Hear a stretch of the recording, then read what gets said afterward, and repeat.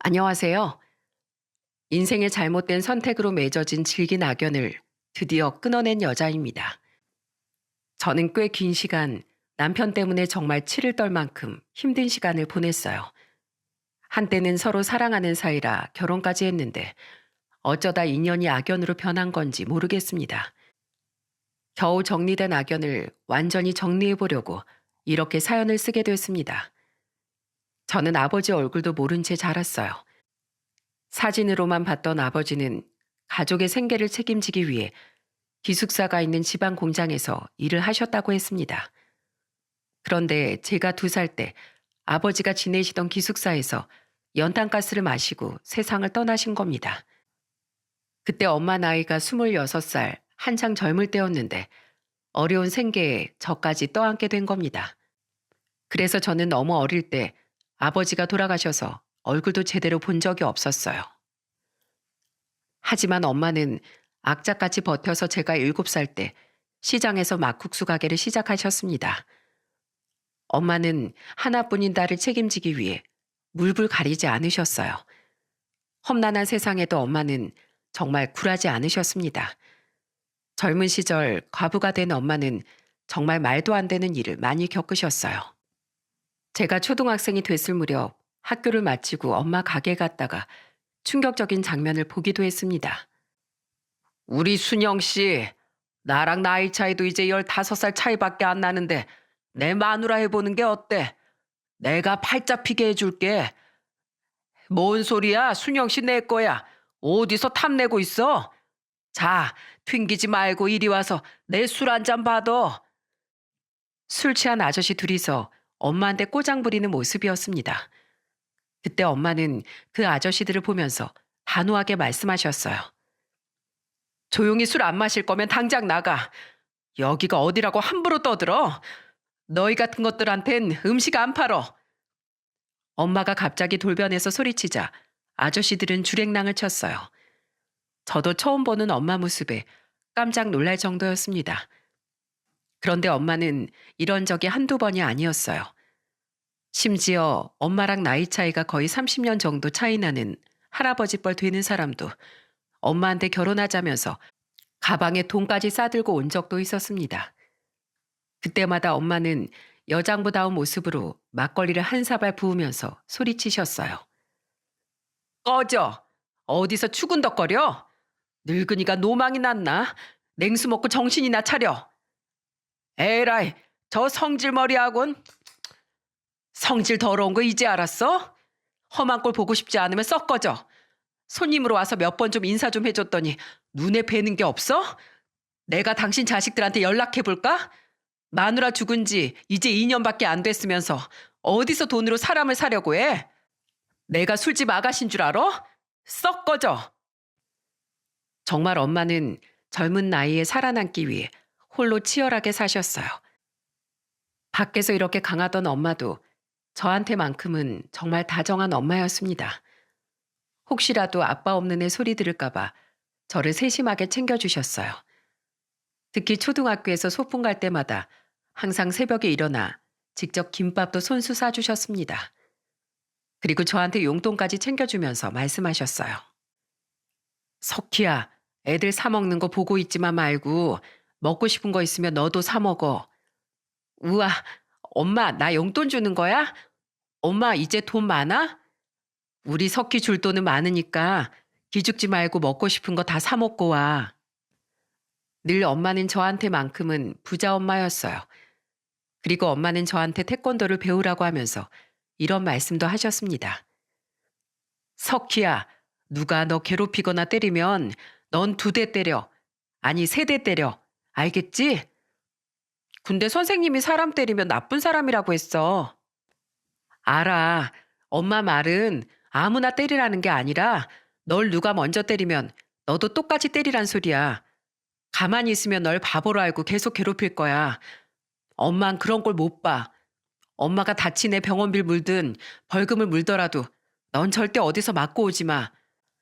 그리고 같은 반에 약한 친구들이 있으면 괴롭히거나 따돌리지 말고 네가 챙겨줘. 나쁜 친구들이랑 어울리면서 친구 괴롭히면 엄마가 섞여 혼내줄 거야. 알았어? 네, 엄마. 저는 엄마의 가르침 덕분에 학교 생활을 강하게 해나갔어요. 특히 저는 여고에 다니면서 나쁜 친구 무리가 있으면 그 친구들로부터 왕따 당하는 친구를 도와주기도 했습니다. 그리고 누가 저를 괴롭히거나 돈을 뺏으려고 하면 반드시 응징해 줬어요. 엄마의 가르침 덕분에 저는 꿋꿋한 심지를 다지면서 자랐습니다. 그리고 엄마는 학창 시절 내내 저의 졸업식에 가장 예쁜 꽃다발을 들고 와주셨어요. 그래서 저는 아버지의 빈자리를 전혀 느끼지 못하고 자랄 수 있었습니다. 오로지 엄마의 사랑 덕분에 대학교까지 무사히 졸업할 수 있었어요. 그 후 저는 회사 생활을 하다가 남편을 소개로 만나게 됐습니다. 공기업에 다니고 있던 남편은 근엄하고 남자답게 듬직함이 느껴졌어요. 저보다 3살 연상이었던 남편은 대화하는 내내 정말 멋진 사람이라고 느낄 정도였습니다. 그러다 저희는 자주 만나면서 연인이 됐고 연애 2년 만에 결혼 준비까지 하게 됐었죠. 남편은 결혼 준비를 시작하면서 가장 처음 저희 집으로 인사를 갔어요. 그때 엄마는 남편을 반갑게 맞이해주면서 말씀하셨습니다. 어서 와요. 이창수 씨 맞으시죠? 네, 어머님. 안녕하십니까? 처음 뵙겠습니다. 우리 석희한테 얘기 많이 들었어요. 그래요. 여기까지 와줘서 고마워요.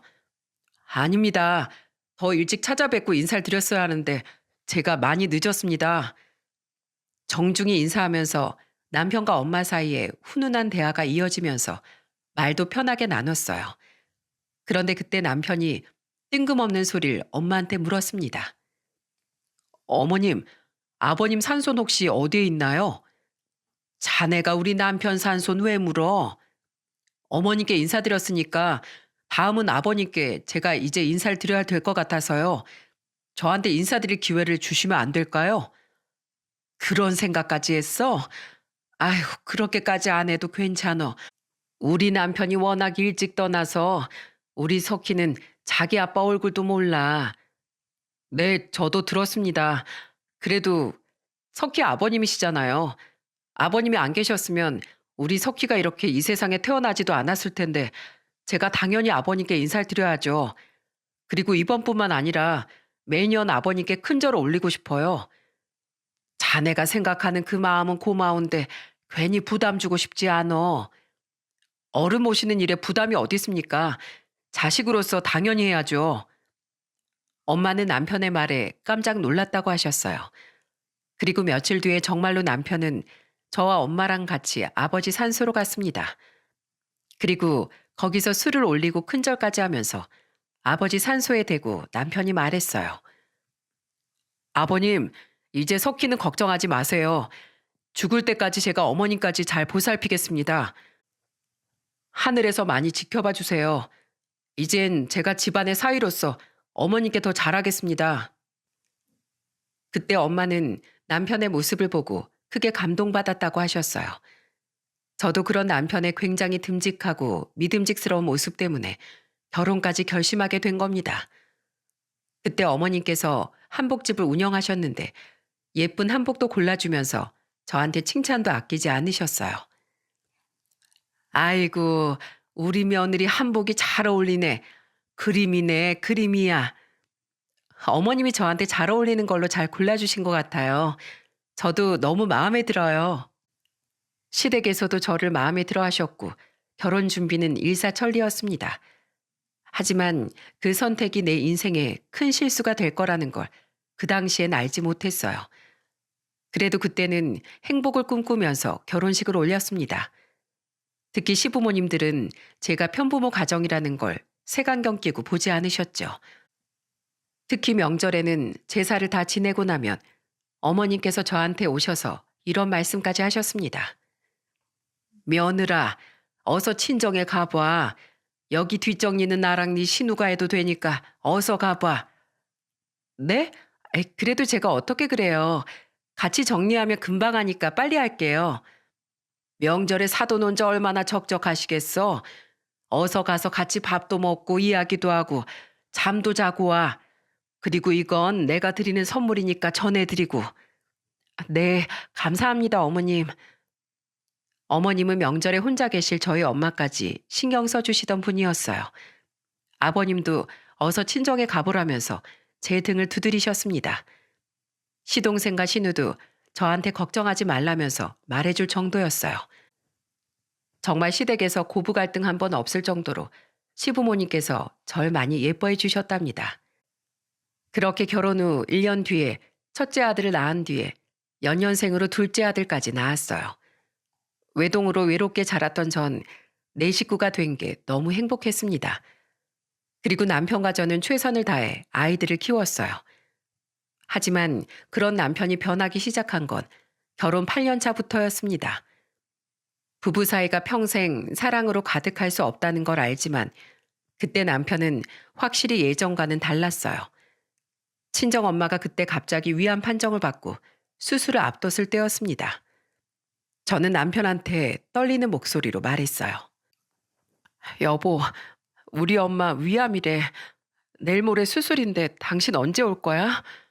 심각한 거야? 일단 수술하고 경과를 지켜봐야 한대. 퇴근하고 갈 테니까 당신 먼저 가 있어. 남편은 엄마 소식에 큰 반응을 보이지 않았어요. 그래도 저는 남편이 병원에 온다고 했으니까 꼭 올 줄 알았습니다. 하지만 남편은 이런저런 핑계로 끝까지 안 왔습니다. 심지어 엄마가 여러 통 전화까지 걸었지만 전화 한 통 받지 않았어요. 그러다가 엄마는 아무래도 마음이 불편하셨는지 또 한 번 전화를 걸었고 그때 마침 남편이 전화를 받은 겁니다. 자네 잘 지내는가? 예, 장모님, 몸은 좀 괜찮으세요? 난 괜찮어. 어차피 초기라서 수술 받으면 다 낫는다니까 걱정하지 마.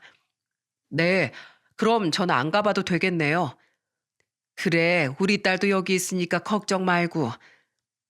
엄마는 사이가 바쁜데 걱정할까봐 전화로 괜찮다고 말했던 겁니다. 이때도 진짜 저는 화가 많이 났어요. 하지만 절대 안정을 취해야 하는 엄마를 생각해서 꾹 참았습니다. 그런데 엄마가 수술까지 받고 회복 후 집에 오셨는데도 남편은 얼굴 한번 비추지 않는 겁니다. 그때 엄마가 남편한테 몇 번 전화를 걸었는데 처음에는 전화를 일부러 피했어요. 그런데 겨우 엄마 전화를 받은 남편이 뭐라고 했는지 아시나요? 장모님, 회의 중인데 자꾸 이렇게 전화하시면 어떡해요? 일하는데 집중도 못하게 방해만 하세요, 왜? 아이고, 자네가 저녁에도 일하고 있는지 몰랐지. 난 퇴원해서 집에 왔어. 자네 저녁은 먹고 일하는 건가? 네, 알아서 먹으니까 신경 쓰지 마세요. 바빠서 먼저 끊을게요. 어쩌면 괜찮냐고 묻지도 않는 남편을 보고 저는 정말 기가 찼습니다. 그날 저녁 저는 집에 가서 남편한테 화를 내면서 말했어요. 당신, 우리 엄마한테 그런 말밖에 못해? 얼굴 한번 안 비쳤으면 괜찮냐고 먼저 물어봐야지. 바쁜데 먼저 전화한 사람이 누군데? 그러니까 상황 봐가면서 전화했어야지. 상황을 봐가면서 전화하라고? 그런 당신은 우리 엄마가 어떤 상황인지 알면서도 모른 척 했잖아. 근데 왜 우리 엄마만 상황 따져야 하는데? 그리고 이 상황에 뭘 잘했다고 큰 소리야? 우리 엄마 앞으로 5년간 재발하지 않게 계속 지켜봐야 한다고. 근데 왜 그렇게 무심해? 진짜 지겹다 지겨워.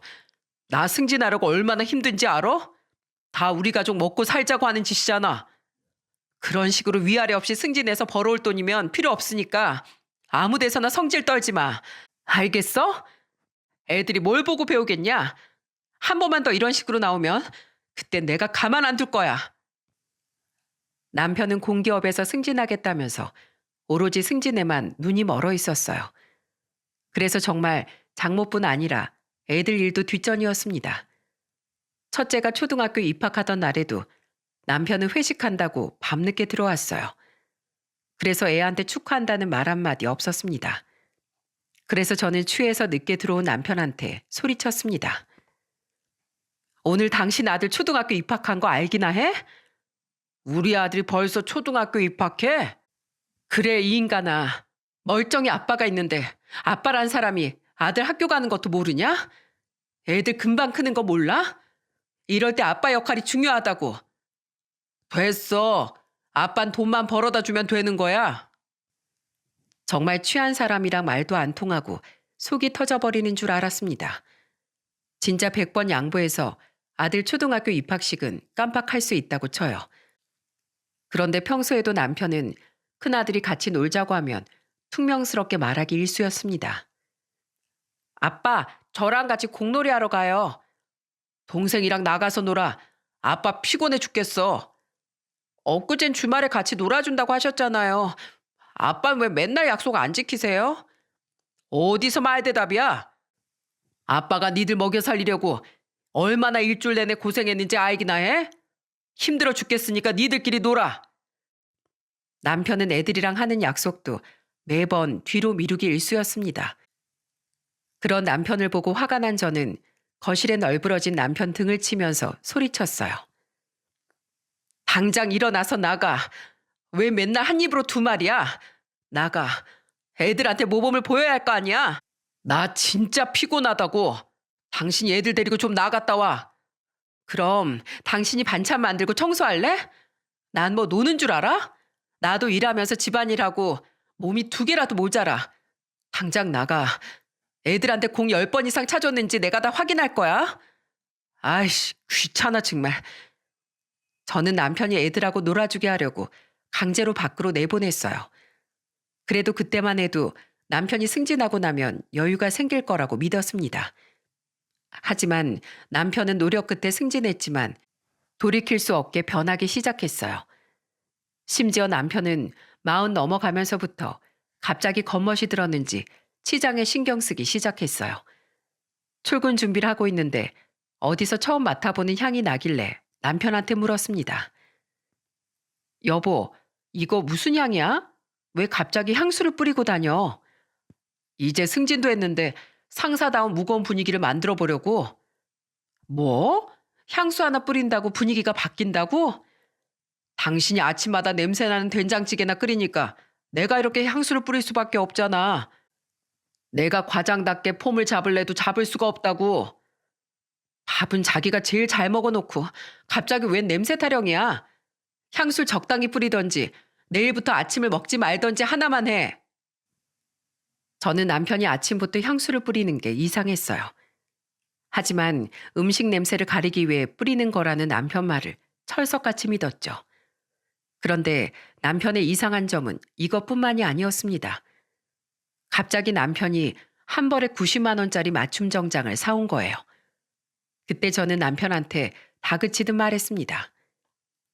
당신 평소엔 30만 원 안 넘는 양복만 사 입더니 왜 갑자기 이렇게 비싼 걸 입는 거야? 나도 나이 먹어서 체형이 변하니까 일반 백화점 옷은 안 맞아서 못 입어. 나도 어쩔 수 없이 산 거야. 그리고 나도 이 정도는 입어줘야 부하 직원들한테 체면이 서지. 그래도 좀 자제해. 기왕 샀으니까 깨끗하게 입어서 오래 입던지. 비싼 양복값에 놀랐지만 승진했으니까 기분 내고 싶었을 수도 있다고 생각했습니다. 하지만 남편이 제대로 선을 넘은 건 바로 차였어요. 원래는 2천만 원짜리 승용차를 타고 다녔는데 갑자기 우리나라에서 최고급 승용차인 8천만 원에서 1억이나 하는 차를 뽑아온 겁니다. 저는 남편이 낯선 차에서 내리는 걸 보고 깜짝 놀라서 물었어요. 여보, 저 차 뭐야? 돈이 어디서 났어? 당신 나 몰래 비자금 만들어 둔 거야? 아, 또 잔소리한다. 내 나이 이 정도는 타야지. 그러니까 어디서 돈이 났냐고. 돈 관리 내가 하는데 이런 차 살 돈이 어디서 났어? 우리 부모님이 승진했다고 사줬어. 내가 언제까지 그런 작은 차를 타고 다녀? 나 과장이야. 누가 보면 뭐 사장이라도 된 줄 알겠네. 저는 남편이 시댁에서 차를 사줬다는 말을 믿지 못했어요. 시댁 사정을 뻔히 아는데 못 사는 건 아니지만 1억 가까이 되는 차를 사줄 그런 형편은 아니었거든요. 하지만 제가 시댁에 남편 차를 사줬냐면서 묻는 것도 웃겨서 그냥 무시했어요. 도대체 무슨 바람이 들어서 저렇게 멋을 내고 고급 자동차까지 타고 다니는지 의아했습니다. 이후로도 남편은 통이 커져서 자꾸 큰돈을 쓰고 다녔어요. 그때마다 저는 남편과 매번 싸울 수밖에 없었습니다. 그러다 보니까 남편은 제가 집에서 바가지를 긁는다면서 저를 멀리하기 시작했어요. 정말 결혼 10년 차가 넘어가니까 이게 부부인가 싶을 정도였습니다. 그러다 사건이 터진 건 결혼 11년 차 때였습니다. 엄마는 사위의 달라진 모습을 보면서도 끝까지 남편을 믿으셨어요. 그래서 사위 생일상을 차려주겠다면서 시장까지 봐와서 저희 집에서 음식을 만드시는 겁니다.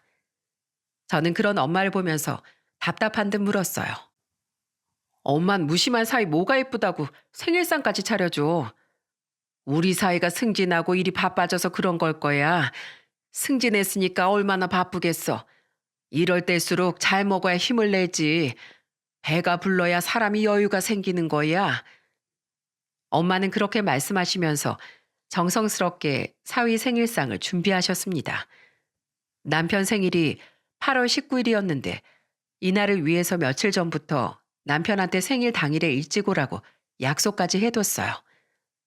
그날 전부터 미역국, 그리고 생선에다가 불고기, 나물 반찬까지 상다리 부러지게 한 상 준비하신 겁니다. 엄마가 직접 시장에서 장을 보고 직접 장만한 음식들을 차리는데 거의 정말 반나절이 걸릴 정도였습니다. 그리고 준비가 끝나고 남편을 기다리기 시작했어요. 그런데 7시 온다던 남편은 아무리 기다려도 안 오는 겁니다. 초등학생이었던 애들은 배가 고프다면서 절 보면서 말했어요. 엄마, 배고파 죽겠는데 아빠 언제 와? 오늘은 아빠 생신이니까 조금만 더 기다려보자. 배고파 죽겠는데 아빠 맨날 약속도 안 지켜. 그때 시간이 7시 30분이었어요. 결국 TV를 보면서 남편을 기다렸지만 8시 전화해도 또 전화를 안 받는 겁니다.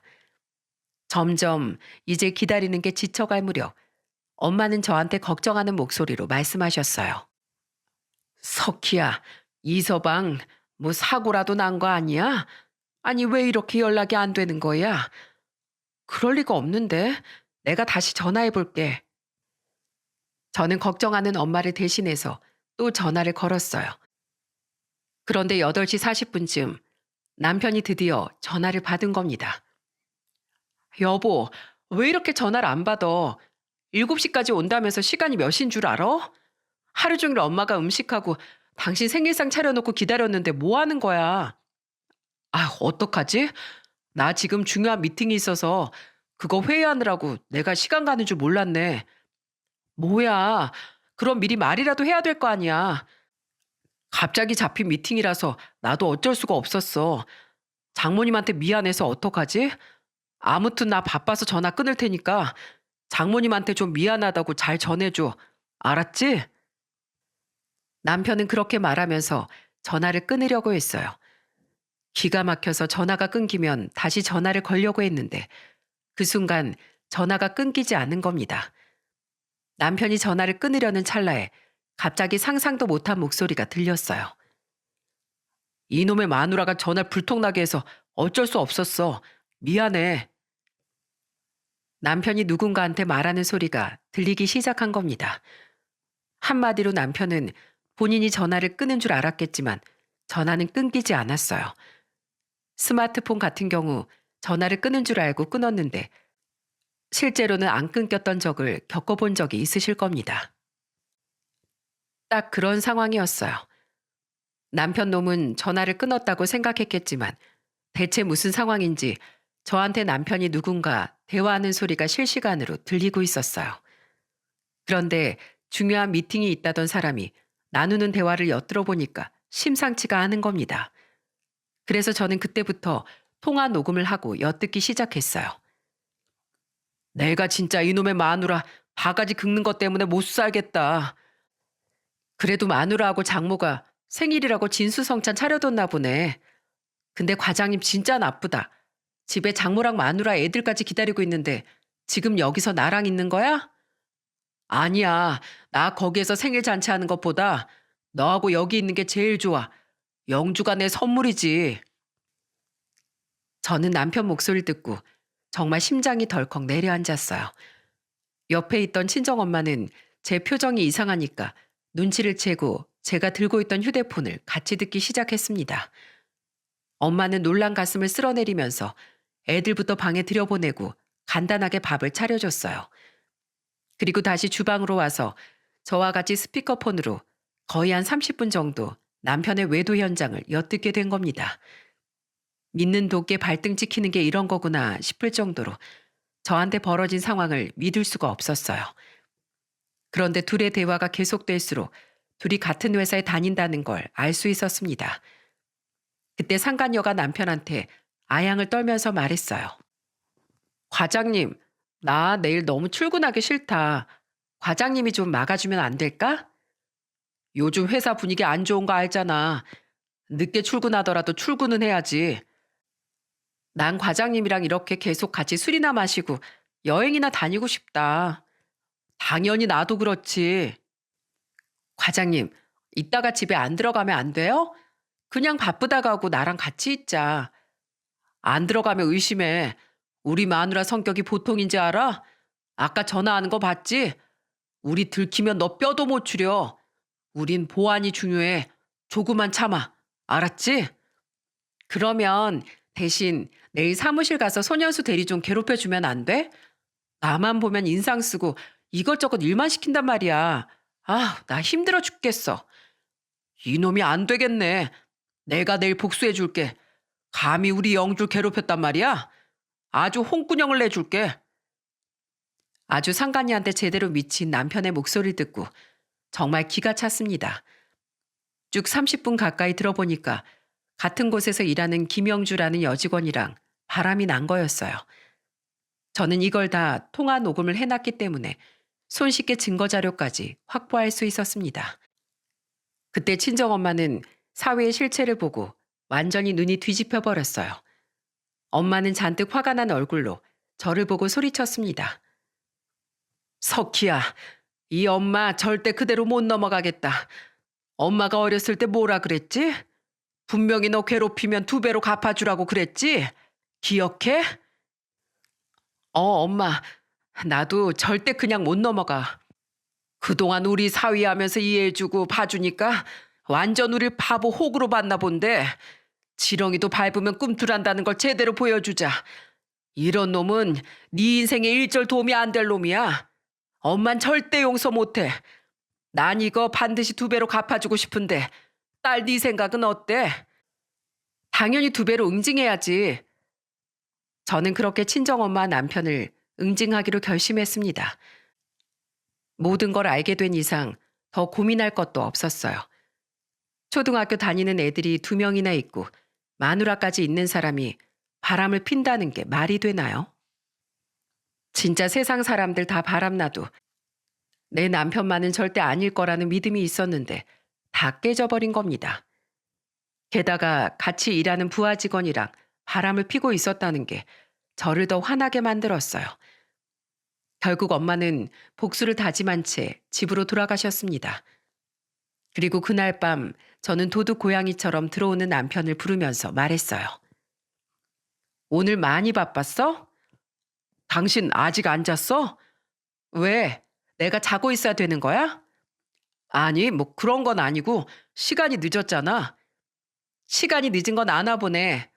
오늘 우리 엄마가 당신 생일상 차려준다고 반나절 동안 얼마나 고생했는 줄 알아?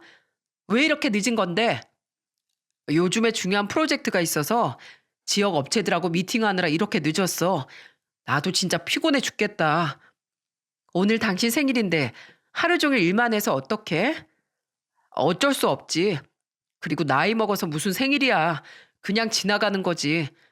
그래도 장모님이 이렇게 신경 써주시니까 너무 고맙다. 다음에 장모님이랑 따로 자리 한번 마련하자. 다음에 잡을 거 없어. 내일 엄마가 당신이 생일 축하해준다고 자리 만들 거야. 내일? 그래, 알았어. 그러면 내일은 내가 꼭 칼퇴근해서 올게. 그래, 알았어. 약속했다, 당신. 그렇게 저는 남편과 약속을 한 채 잠에 들었어요.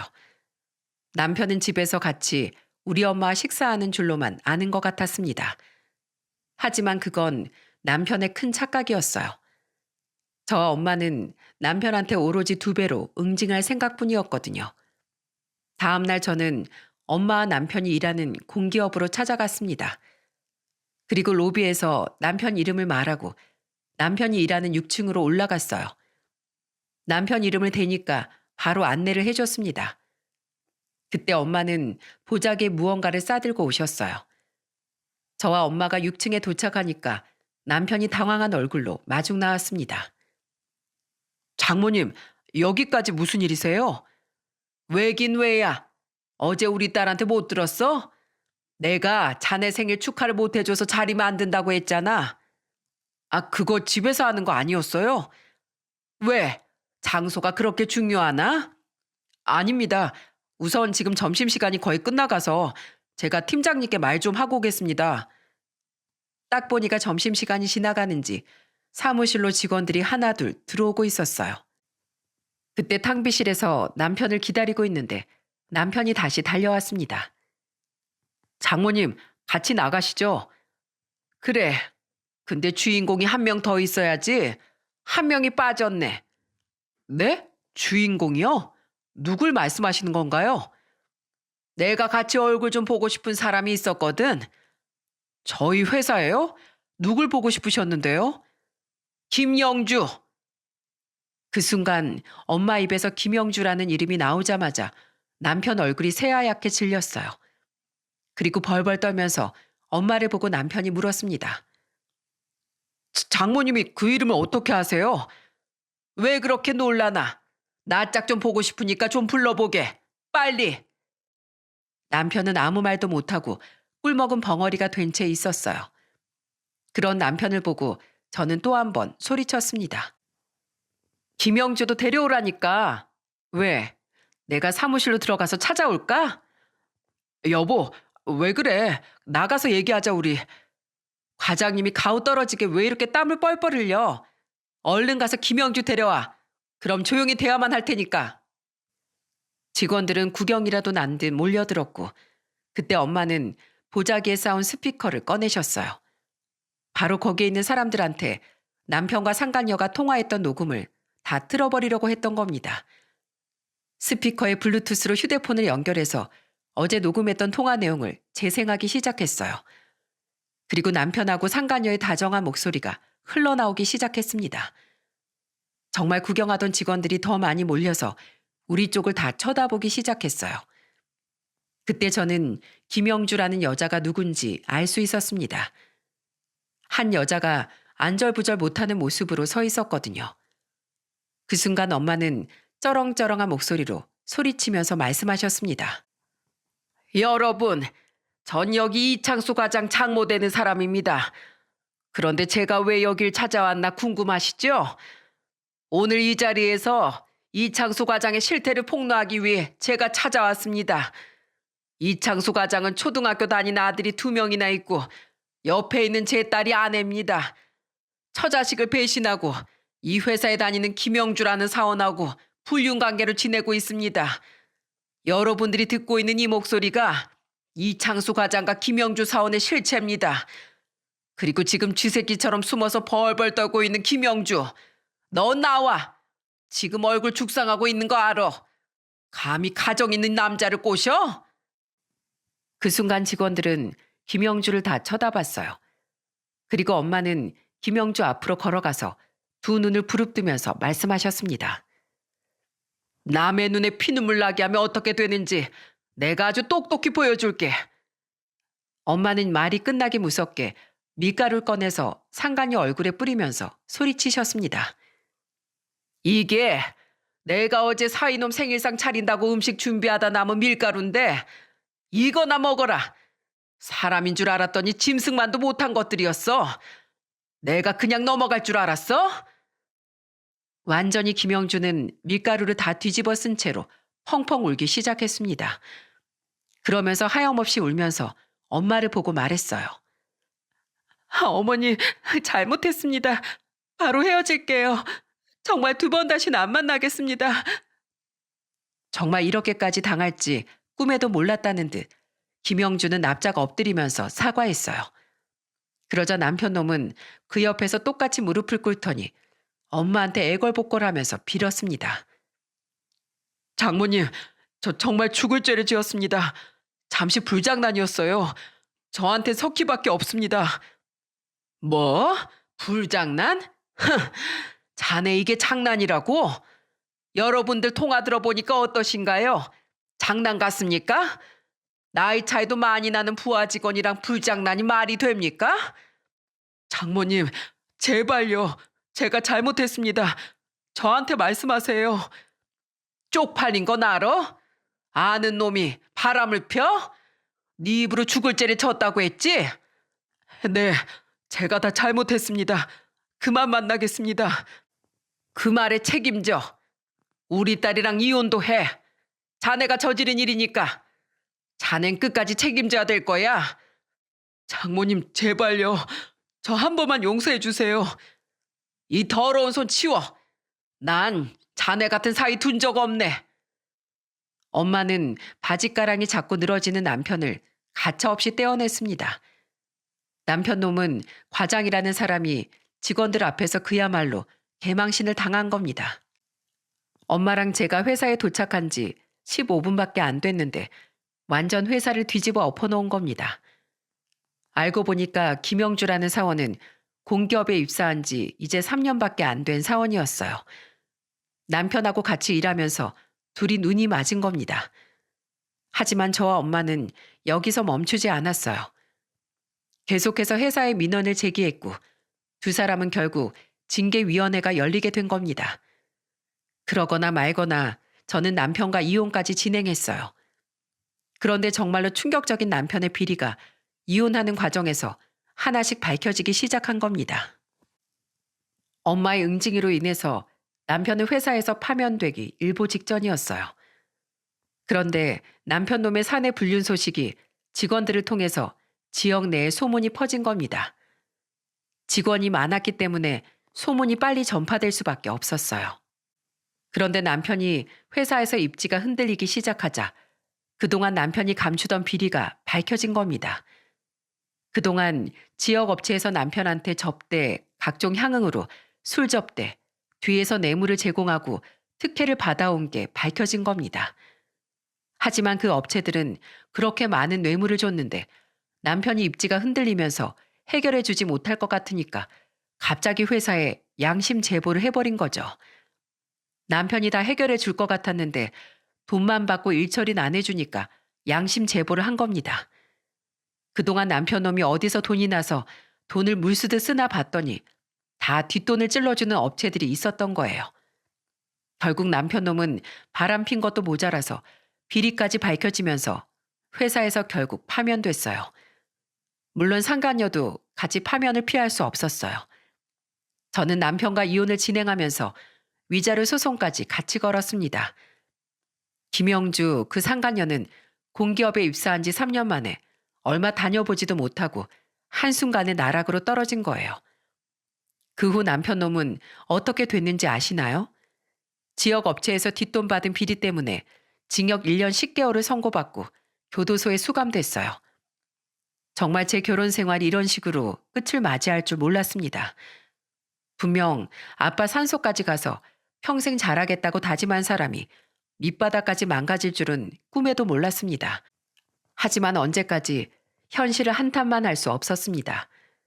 저는 이혼 후 친정으로 들어가서 엄마와 함께 지냈어요. 두 아들을 책임지기 위해 강해질 수밖에 없었습니다. 그렇게 이혼하고 한 3년이 넘은 시점이었어요. 저는 직장에 다니고 있었는데 어느 날 갑자기 우리 큰아들한테 다급한 전화가 걸려왔습니다. 엄마, 무슨 일이야? 왜 울어 아들? 엄마, 할머니가 이상해요. 빨리 와보세요. 할머니 쓰러지셨어요. 뭐? 엄마가 당장 119 부를게. 할머니 옆에 있어? 곧바로 119에 신고했고 저는 병원으로 달려갔습니다. 제발 아무 일이 없기를 간절히 빌었어요. 하지만 병원에 도착했을 때 저는 의사 말을 듣고 충격을 받고 말았어요. 엄마는 갑자기 심장마비로 쓰러져서 이미 심정지가 온 겁니다. 병원에서 하루를 못 버티시고 그냥 허무하게 세상을 떠나고 말았어요. 갑자기 엄마가 떠나면서 저는 큰 충격을 받았어요. 게다가 하루아침에 엄마가 떠나니까 그동안 불효를 저지른 것만 떠오르는 겁니다. 그래도 나름대로 엄마가 위암 치료를 받고 완치 판정을 기다릴 때도 건강을 되찾아주려고 많이 노력했었어요. 하지만 자식 입장에서 그것마저도 부족해서 그저 죄송하다는 생각밖에 안 들었습니다. 저는 엄마의 장례식장에서 오열하면서 소리쳤어요. 엄마, 미안해. 내가 엄마한테 그러면 안 됐는데 내가 너무 못난 모습만 보였어. 잘 살고 행복한 모습만 보였어야 했는데 미안해. 엄마 날 힘들게 키워줬는데 내가 엄마 준 사랑에 보답하지도 못하고 정말 나 못난 딸이야. 그치? 나 용서하지 마. 그리고 하늘에선 내 걱정하지 말고 손주들 생각도 하지 말고 그냥 엄마 생각만 하고 푹 쉬세요. 엄마 죄송해요. 그리고 정말 사랑해요. 엄마의 영정사진 앞에서 저는 고개를 들 수가 없었습니다. 우리 애들도 제 옆에서 얼마나 울었는지 모릅니다. 그리고 작은 아들은 울면서 저한테 말했습니다. 엄마, 할머니 보고 싶어요. 내가 조금만 더 말 잘 들을 거 그랬어요. 내가 말도 안 듣고 반찬 투정해서 그래요. 할머니, 죄송해요, 할머니. 저는 아무것도 모르고 목 놓아 우는 아들을 안아줬어요. 정신없는 와중에 조문객들을 맞이하면서 겨우 정신을 붙들었습니다. 얼마나 눈물을 흘렸는지 눈물도 이제 나오지 않을 정도였어요. 그런데 그때 갑자기 이상한 화환이 하나 도착하는 겁니다. 장례식장에 어울리지 않는 화려한 화환을 보고 기절초풍하는 줄 알았어요. 그 화환을 누가 보낸 줄 아시나요? 바로 교도소에서 나온 전 남편이 보낸 화환이었던 겁니다. 게다가 화환에 있는 문구가 정말로 기가 막혔어요. 날 이혼시키더니 꼴 좋네요. 축하드립니다. 전 사위가. 와, 이게 지금 장례식장에 보낼 화환인가요? 그동안 전 남편은 엄마 때문에 자기 인생이 망한 거라고 생각했던 겁니다. 저는 그 화환을 보자마자 울분이 터져서 바로 치워버렸어요. 그리고 바로 전 남편 놈한테 전화를 걸어서 소리쳤습니다. 야, 네가 사람 새끼야? 왜? 내가 진심을 담아서 화환 보냈는데 더 화려하게 보내줄 거 그랬나? 그걸로 부족하지? 넌 정말 사회에 나오면 안 되는 쓰레기 같은 놈이었어. 어떻게 지가 했던 행동은 생각도 안 하고 저딴 화환을 보낼 수가 있어? 그러니까 함부로 나를 건들지 말았어야지. 내가 복수하고 싶어서 얼마나 일을 가라는 줄 알아? 내 인생 망친 건 니네 모녀 때문이잖아. 오죽하면 꿈에도 나오겠냐?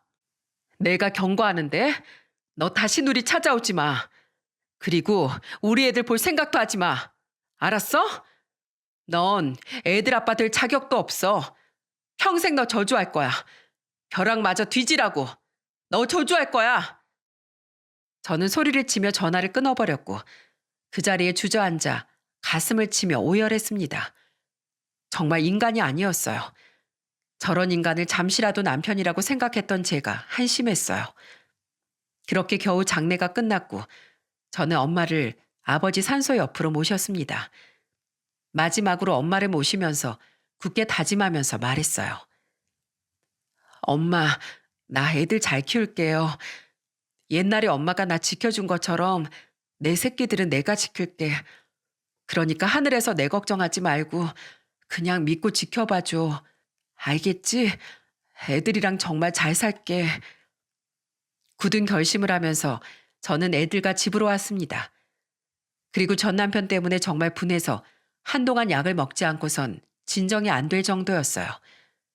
하지만 제가 할 수 있는 건 없었습니다. 그리고 속으로 끝도 없이 빌었어요. 이 나쁜 놈, 벼락 맞아 죽던지 그냥 병으로 죽던지 제발 이 세상에서 숨 쉬는 꼴 안 보이게 해주세요. 제발 천벌 받게 해주세요. 왜 진짜 죽어야 될 사람은 안 죽고 불쌍한 우리 엄마가 떠나야 하는 건지 저는 너무 억울했습니다. 그렇게 엄마가 세상 떠난 지 한 1년 정도가 지났을 무렵 전 남편 소식이 들려왔어요. 바로 남편의 사망 소식이었는데 세상에 음주운전을 하다 가드레일을 들이받고 그 자리에서 사망했다는 겁니다. 그동안 전 시아버지는 전 남편 대신 손주들도 챙겨주셨고 그동안 저희들 안부를 많이 걱정해 주시던 분이었어요. 남편과 달리 시부모님께서 정말 한결같이 좋은 분들이셨어요. 그래서 제가 일방적으로 손주들을 못 만나게 막는 건 욕심인 것 같았죠. 하지만 그때 전 시아버지가 저한테 슬픈 목소리로 전화를 주신 겁니다. 결국 그놈이 끝까지 부모를 실망시키고 가는구나. 그렇게 음주운전하지 말라고 내가 그렇게까지 사정했건만 또 술을 마시고 운전대를 잡았어. 네? 음주운전이요? 그래. 결국은 그렇게 갔구나. 갔어. 더 이상 우리 아들 때문에 피해 줄 일도 없을 거고 우리 아들 때문에 마음 졸일 필요 없다. 앞으로 정말로 너하고 네 새끼들만 생각하고 살아. 나도 이제 더 이상 너한테 전화 안 하마. 아들 잘못 키운 죄 반성하고 살 테니까 잘 살아라. 저는 그렇게 전 시아버지와 마지막 통화를 하게 된 겁니다. 그동안 전 남편 놈은 자신의 인생을 비관하면서 교도소 나온 뒤로 매일같이 술을 마시고 운전대를 밥 먹듯이 잡았던 거예요. 게다가 시댁에 얹혀 살면서 사고를 치는 바람에 시부모도 속이 타들어갔던 겁니다. 그러다 결국 만취 상태에서 운전대를 잡았다가 사고를 당한 거죠. 그 전화를 받고 우리 애들의 얼굴을 딱 봤는데 정말 만감이 교차했어요. 솔직히 전 남편 놈에 대한 원망과 분노 때문에 정말로 그렇게 나쁜 생각까지 했었지만 정말 가버릴 줄은 몰랐거든요. 역시 사람은 자신의 죄를 짓고 살면 안 된다는 걸 다시 한 번 더 느낄 수 있었습니다. 정말 허망하게 떠난 전 남편 놈과의 결혼 생활이 이렇게 완전히 마침표를 찍게 된 거예요. 지금은 너무 많은 걸 겪다 보니까 솔직히 한동안 정신을 못 차리기도 했어요. 제 인생에 이렇게 많은 일이 벌어질 거라고 상상도 못 했거든요. 하지만 저는 두 아이의 엄마였기 때문에 아이들 앞에서 울지 않으려고 꾹 참아야만 했습니다. 제가 힘들고 무너질 것 같을 때 절 일으켜준 건 바로 아이들이었어요. 이제 세상에 저밖에 없는 아이들을 위해서라도 저는 젖먹던 힘까지 끌어서 살아야 합니다. 저는 요즘 아이들에게 인과응보를 알려주면서 늘 이렇게 말해주고 있습니다. 엄마한테 말 못할 일은 절대 뒤에서도 하는 거 아니야. 알겠어? 항상 스스로한테 떳떳한 일만 하고 살아야 돼. 알겠지? 엄만 너희가 대단하고 엄청난 사람이 되는 것보다 바르게 커졌으면 좋겠어. 사랑한다 우리 아들.